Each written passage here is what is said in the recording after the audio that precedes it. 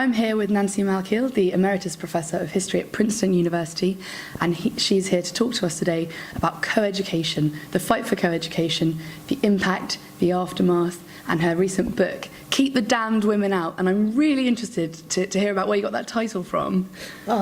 Keep the Damned Women Out comes from a letter written by a Dartmouth graduate, class of 1929, to the chair of the Dartmouth Board of Trustees in 1970, at the point where Dartmouth was considering co-education. And this alumnus wrote, for God's sake, for Dartmouth's sake, and for everyone's sake, keep the damned women out. Wow. I mean, not beating around the bush there, is he? No, and there are many other graduates of all-male institutions in the United States who expressed their views similarly. Wow. So where did this impulse come from to start even considering kind of putting women into the mix? It was a result of what I call strategic advantage. What places like Princeton and Yale and Dartmouth began to see in the late 1960s was that their applications were dropping off, and the decisions on the part of admitted students about where to go, their yields, were also declining. And they talked about the best male high school students in terms of what they called the best boys. And the best boys were beginning to show that they wanted to go to school with girls. And so the reason why these institutions decided to admit women was not from some high-minded commitment to educating women, but rather the notion was that if you admitted women, you would recover your hold on the best boys. So women played the instrumental role of improving the education of men. Wow, that's not at all what I had envisioned. I really thought it would have been something to do with kind of the second wave of feminism and all of that kind of thing. What about over here in the UK? Was there... Well, there are some similar impulses operating. The context for the UK is that in the 1960s, there began to be serious investigations of the university system, the Robbins report, the Franks report. And what they focused on was, first, that there weren't enough places in universities in the UK, and that there ought to be a lot more.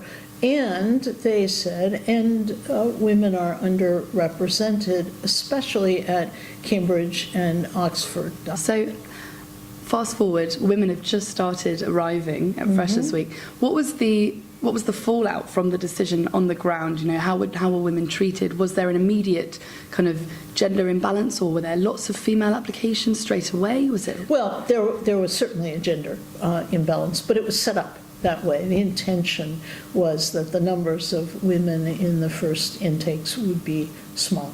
Okay. The experience in the UK was very much better than the experience in the United States. Male students and male fellows were remarkably welcoming, and the kind of quite outrageous anti-feminist actions that were quite typical in the United States didn't happen here so much. My hypothesis is that it has to do with the fact that women had been enrolled at Cambridge and Oxford for almost a century by the time co-residence came along. So going back to this anti-feminist atmosphere in the US, what could women expect? How were they going to be treated when they arrived? Well, they were going to be treated as curiosities, and very often they were told that they didn't belong on their campuses. They were told earnestly by male students that they hadn't really wanted the women to come. They were asked repeatedly by faculty members for the woman's point of view.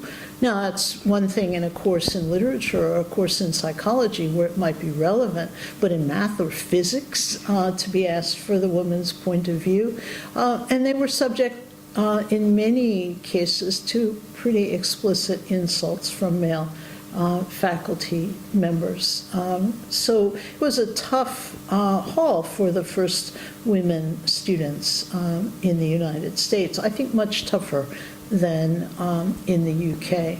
Yeah, that definitely sounds a lot tougher. So for women that were considering applying, was it well known that this was what they were going to expect when they arrived? I think they didn't have any idea what to expect. I think they thought of it as an adventure to apply to formerly all-male but highly prestigious universities.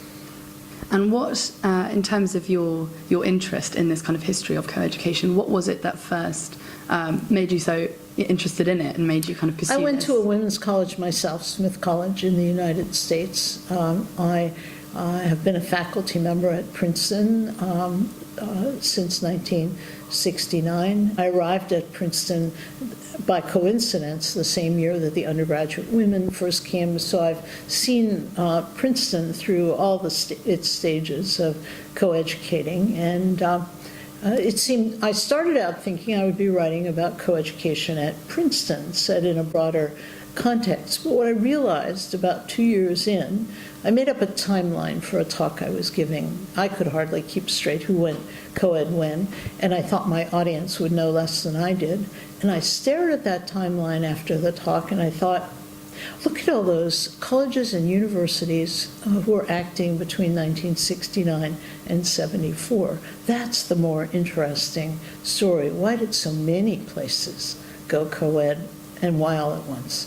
Yeah, and so looking at the other side of the coin, obviously as a female faculty member, was there the same kind of stigma in terms of doing the teaching to male students, or was there, I mean, how did it feel amongst other faculty members? When I walked into my first classes at Princeton, I was often the first woman teacher these students had had since elementary school.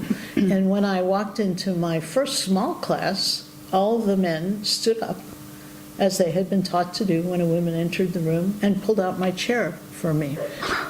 One of my students brought an apple to me in my office hours. So just going back to your book, last question, just tell us a bit about kind of what your book is about and the argument and the conclusion and why 1969 to 74 was this kind of hotbed of activity. It's about why so many very old, very traditional, very elite colleges and universities went co-ed all at once in this very short space of time, both in the United States and in the United Kingdom. And what I said about strategic advantage was really a trigger.